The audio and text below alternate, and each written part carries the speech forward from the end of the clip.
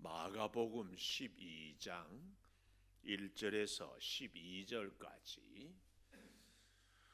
마가복음 12장. 예수께서 비유로 그들에게 말씀하시되 한 사람이 포도원을 만들어 산 울타리로 두르고 집자는 틀을 만들고 망대를 지어서 농부들에게 새로 주고 타국에 갔더니 때가 이르매 농부들에게 포도원 소출 얼마를 받으려고 한 종을 보내니 그들이 종을 잡아 심히 때리고 거저 보내었거늘 다시 다른 종을 보내니 그의 머리에 상처를 내고 능욕하였거늘 또 다른 종을 보내니 그들이 그를 죽이고 또 그 외에 많은 종들도 더러는 때리고 더러는 죽인지라.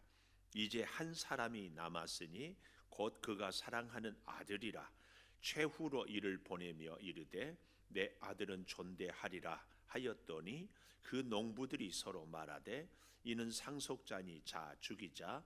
그러면 그 유산이 우리 것이 되리라 하고 이에 잡아 죽여 포도원 밖에 내 던졌느니라. 포도원 주인이 어떻게 하겠느냐? 와서 그 농부들을 진멸하고 포도원을 다른 사람들에게 주리라. 너희가 성경에 건축자들이 버린 돌이 모퉁이의 머릿돌이 되었나니 이것은 주로 말미암아 된 것이요 우리 눈에 놀랍도다 함을 읽어보지도 못하였느냐 하시니라. 그들이 예수의 이 비유가 자기들을 가리켜 말씀하심인 줄 알고 잡고자 하되 무리를 두려워하여 예수를 두고 가니라. 아멘.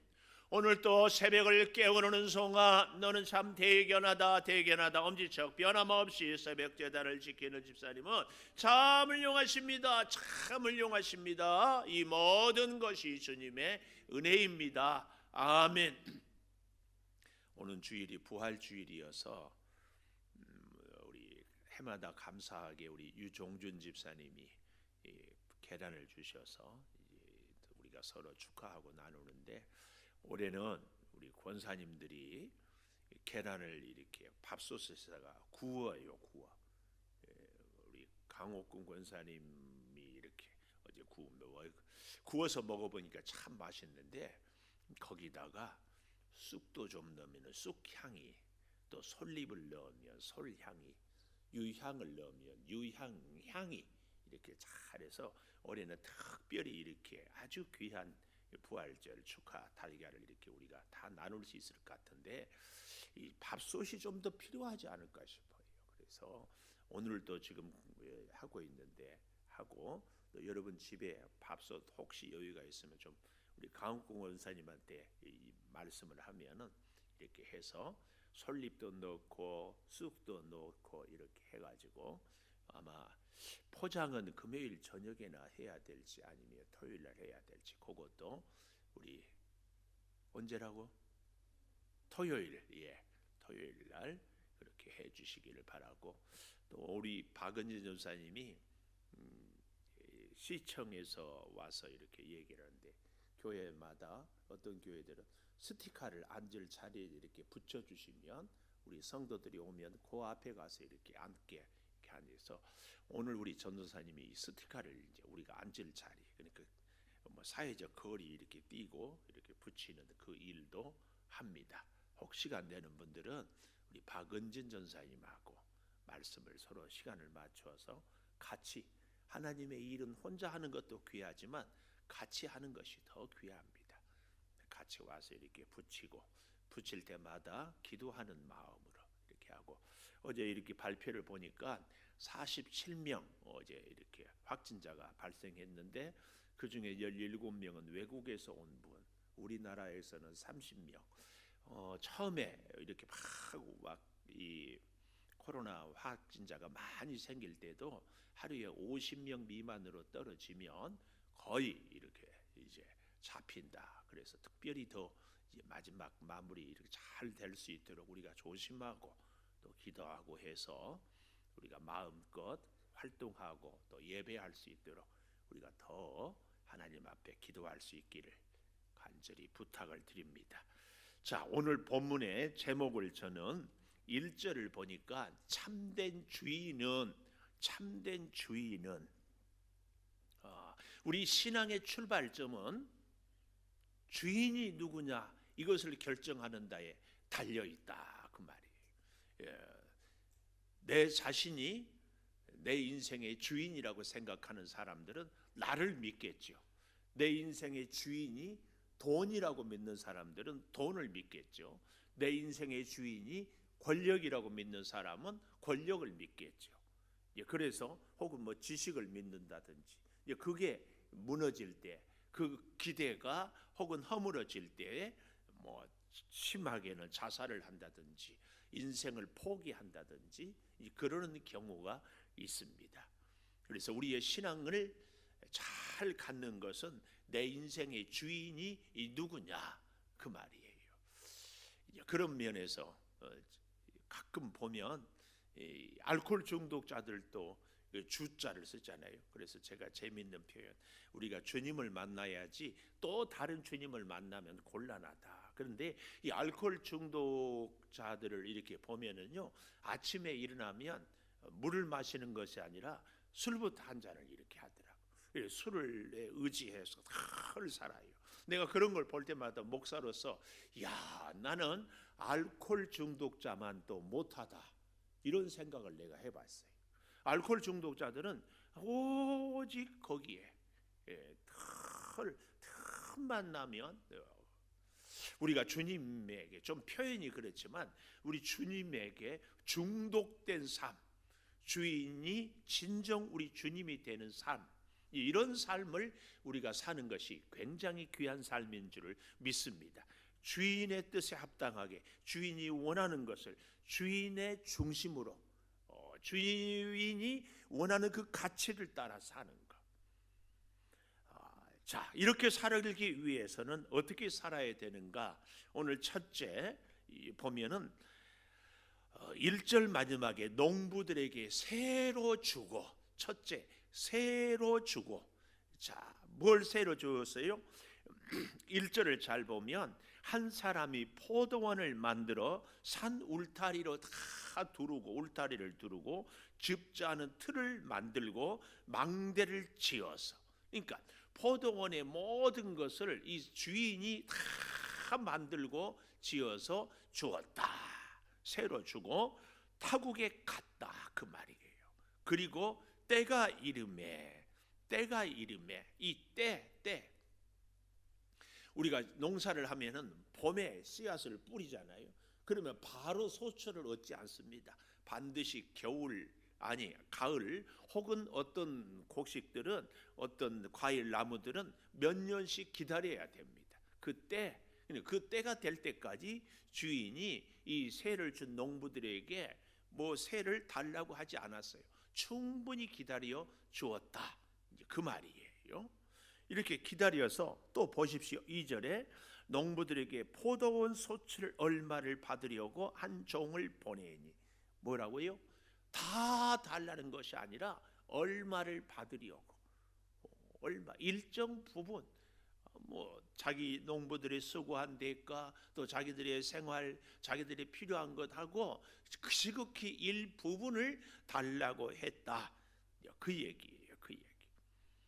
우리가 이 포도원, 우리를 얘기하면 우리에게는 좀 낯선 문화지만 이스라엘 백성들은 포도원에 대해서 주변에 늘 있기 때문에 잘 알고, 또 이 포도원에 대해서 농사하는 것들을 성경에도 잘 얘기를 하고 있거든요. 우리 이사야 5장을 한번 가보면 아주 실감나게 얘기를 하고 있어요. 우리 이사야 5장입니다. 이사야 5장을 한번 펴면 이스라엘 백성들은 이 포도원 비유에 대해서, 왜냐하면 구약 성경을 잘 알고 있는 사람들이기 때문에 그래요. 자, 이사야 5장 1절, 나는 내가 사랑하는 자를 위하여 노래하되 내가 사랑하는 자의 포도원을 노래하리라. 포도원을 노래하리라. 내가 사랑하는 자에게 포도원이 있으며 심히 기름진 사내로다. 아주 좋은 옥토에 포도원을 만들었다 그 말이거든요. 근데 그 만드는 과정이 2절, 땅을 파서 돌을 제하고 극상품 포도나무를 심었도다. 그 중에 망대를 세웠고 또 그 안에 술틀, 포도즙 틀이죠, 팠도다. 좋은 포도 맺기를 바랐더니 들 포도를 맺었도다.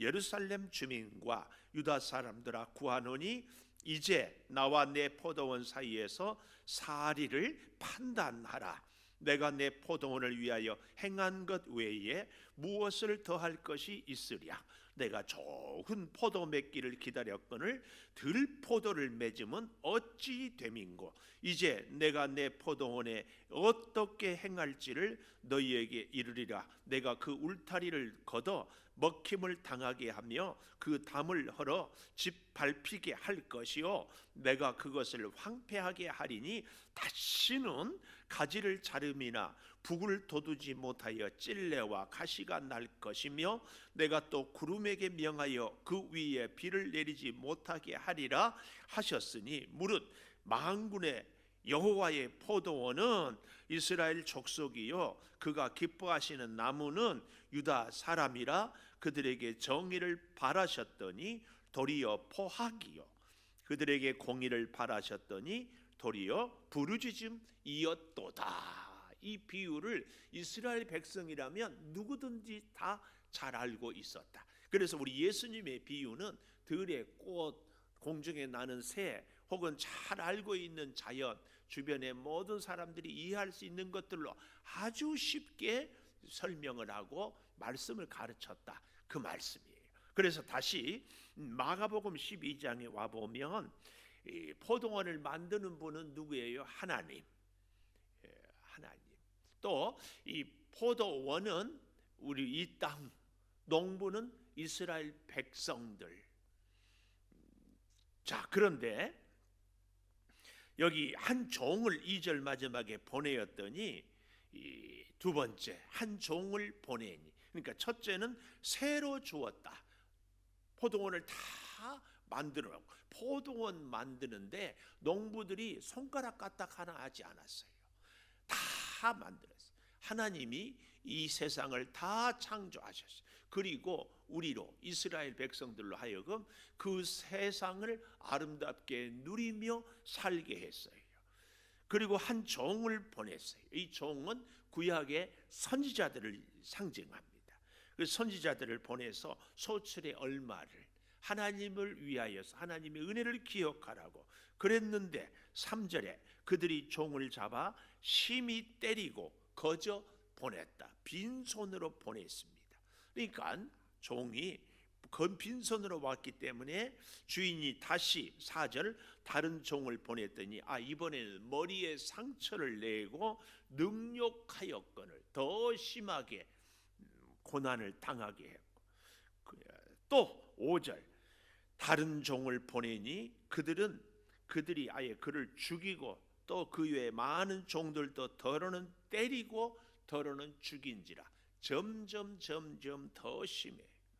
이 정도 되면 주인이 더 참을 수 없을 것 같은데 여기 6절에 보십시오. 이제 한 사람이 남았으니 곧 그가 사랑하는 아들이라 최후로 이를 보내며 이르되 내 아들은 존대하리라 하였더니, 여기서 이 최후로 이를 보내며 이 말씀에 대해서 다른 방법이 없어서 어쩔 수 없어서 할 수 없어서 이런 의미가 아니고, 여기 최후로 이를 보내며 이 말은 농부들이 그렇게 종들을 멸시하고 때리고 죽이고 이렇게 주인의 마음을 섭섭하게 했지만 그럼에도 불구하고 어쩔 수 없어서가 아니라 최고의 사랑, 최고의 희생을 해서 지금 이 최후로 이 아들을 보내고 있다는 사실을 우리는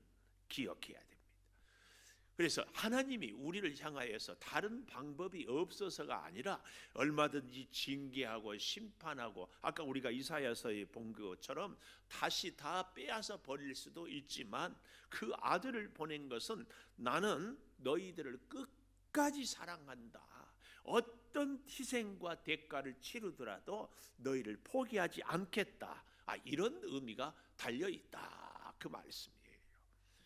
그랬더니 여기 보십시오. 7절 그 농부들이 서로 말하되 이는 상속자니 자 죽이자, 그러면 그 유산이 우리 것이 되리라 하고 이에 잡아 죽여 포도원 밖에 내 던졌느니라. 이 8절 잡아 죽여 포도원 밖에 내 던졌느니라. 예수님이 십자가를 지시고 그 다음에 골고다 예루살렘 성 밖에서 죽임을 당하는 것을 지금 예수님이 비유로 말씀하십니다. 그래서 여기 9절에 포도원 주인이 어떻게 하겠느냐, 와서 그 농부들을 진멸하고, 이 진멸 헤렘 사상이라고 말씀드리지 않았어요? 초토화시켜 어린 아이로부터 그 한 사람도 남김없이 다, 좀 심하게 표현하면 요즘에 코로나 바이러스를 완전히 다 박멸한다는 의미가 이 진멸입니다. 그리고 포도원을 다른 사람들에게 주리라. 여기 이 사람들은 바로, 다른 사람들은 어쩌면 이방인. 그래서 여기 이 본문에 있는 농부들의 가장 큰 특징이 뭡니까? 끝까지 회개하지 않는 죄. 그래서요, 예수 믿는 사람에게 있어서 가장 큰 문제는 죄를 짓는 것이 가장 큰 문제가 아니고 뭐가 문제다? 회개하지 않는 죄. 그래서 도저히 하나님은 어떤 죄인도 용서하는데 용서하지 않는 죄인이 한 사람 있어요. 용서하지 않는 죄. 그게 뭐예요? 성령 회방죄. 성령 회방죄. 성령은 회개하는 영이거든요. 그런데 회개하지 않는 사람은 용서할 수가 없다. 회개하지 않는 사람. 오늘 우리가 죄를 안 지을 수 없는데 중요한 것은 깨달음으로 혹은 들려짐으로 혹은 내가 그 어떤 것들을 경험함으로 이것은 하나님의 뜻이 아니다. 그럴 때는 즉시 돌아서서 회개하는 것이 우리가 사는 길입니다. 근데 종종 끝까지 고집, 아니 무슨 옥이라고 할까요? 그러는 경우가 있습니다. 참 지혜로운 사람은 하루라도 빨리, 한순간이라도 빨리, 한 가지라도 더 빨리 하나님께로 돌이키는 것이 가장 지혜로운 사람이다. 지혜로운 사람. 이 사실을 우리가 참 기억을 하면서요, 여기 세 번째로는 이 9절에 보니까 포도원을 다른 사람들에게 주리라. 세 번째, 한 종을 두 번째 보냈어도 때리고 끝까지 회개하지 않으니까 세 번째, 다른 사람들에게 주리라. 이 다른 사람들은 이방인이라도 예수 믿는 사람들 혹은 회개하고 돌이키는 사람들. 그런데 그 다른 사람들이 누구냐? 10절의 비유로 건축자들이 버린 돌이 모퉁이의 머릿돌이 되었다. 오늘날 우리가 이 머릿돌에 대한 이해를 잘 못해요. 왜냐하면 우리 교회도 카페에 이제 이렇게 써놨잖아요. 그런 것처럼 보통의 교회 건물에 가보면 바깥에가 머릿돌 써가지고 주후 몇 년 이 건물을 완공하다 혹은 성전은 하나님께 드리다, 이게 머릿돌이라는데 오늘 본문의 이 머릿돌은 주춧돌입니다. 주춧돌. 그러니까 보십시오. 주춧돌을 동서남북 네 기퉁이에 어디다 놓느냐에 따라서 어때요? 그 건물의 사이즈가, 크기가 결정이 돼요. 그 주춧돌을 얼마나 큰 돌을 놓느냐, 얼마나 잘 놓느냐에 따라서 건물이 올라가도 전혀 흔들림 없이 잘 버티고 지탱할 수 있게 되는 기본이 주춧돌이에요. 주춧돌. 근데 어때요? 세상 사람들은 버렸지만 하나님은 그런 이방인 혹은 예수님을 믿는 사람들을 하나님 나라의 주춧돌로 삼겠다, 그 말씀이에요. 그래서 고린도전서 1장 18절에는 십자가의 도가 멸망하는 자들에게는 미련하게 보이지만 구원받는 우리들에게는 하나님의 능력이다. 이 굉장히 귀한 말씀이에요. 여러분 잘 생각해 보십시오. 우리가 이 땅을 살아가는데 예수 믿는 사람들이 특히 요즘에는 교회를 왜 가냐, 이렇게 세상의 사람들이 조롱을 합니다. 참 교회가 저들에게 피해 준 것도 없고, 교회가 우리 지역도 보십시오. 가까운 요셉의 집으로부터 시작해서 어려운 사람들을 돌보고 또 이런저런 일들로 늘 선교하고 헌신하고 돌보는 그 일들이 참 교회가 합니다. 교회. 그런데도 손가락질을 해요. 왜 그래요? 매스컴이 이렇게 만들어 버리거든요. 자꾸 교회가 교회는 코로나의 바이러스가 막 꽉 차 있는 것처럼 참 근데 우리가 이런 잘못된 생각과 잘못된 가치관을 갖고 살아가는 사람들의 말에 우리가 또 휘둘려요. 어제 보니까 뉴스에 정세균 총리가 젊은이들이 이 클럽에 가는 것이 참 걱정이 된다, 이런 얘기들. 왜 이제서 그런 얘기들을 하는지 참 우리가 그래서 이 영적인 분별력을 가질 수 있어야 되는데, 그것은 우리가 말씀을 깊이 하고 묵상하는 가운데 하나님이 이렇게 분별력을 하나씩 주십니다. 들어야 할 말, 들어서는 안 될 말, 우리가 말씀 앞에서 회개해야 될 것들, 말씀에 순종해야 될 것들, 이런 것들을 가르쳐 줘요, 성경이. 그런 면에서 여러분, 우리가 오늘 말씀의 교훈, 우리의 기도 제목, 스스로 내 인생의 주인이 되려고 하는 것은 내가 아닌가? 내가 원하는 것, 내가 필요로 하는 것, 내가 하고 싶은 것, 이런 것들에게 자꾸 미안하지만 내가 내 인생의 주인으로 살려고 할 때에는 끊임없이 빼앗기고 삽니다. 빼앗기고 살아. 여러분, 우리 중에 그렇게 재산 모으려고 했는데 한순간 잘못된 사람의 그 달콤한 말에 속아서 사기당한 사람들이 있기도 하고요. 뜻하지 않는 사고로 참 몸이 상하기도 하고, 뜻하지 않은 일 사건들 때문에 우리가 몹시 곤란을 겪기도 하는 일들을 다 경험합니다. 내가 내 인생의 주인이 되려고 할 때는 미안하지만 끊임없이 빼앗기며 삽니다. 그러나 내 인생의 주인이 하나님이 되어주시면 그 하나님은 전능하신 하나님이시기 때문에 우리를 지키시고 보호하신다. 잊지 마십시오. 내 인생의 주인을 누구로 모시고 사느냐?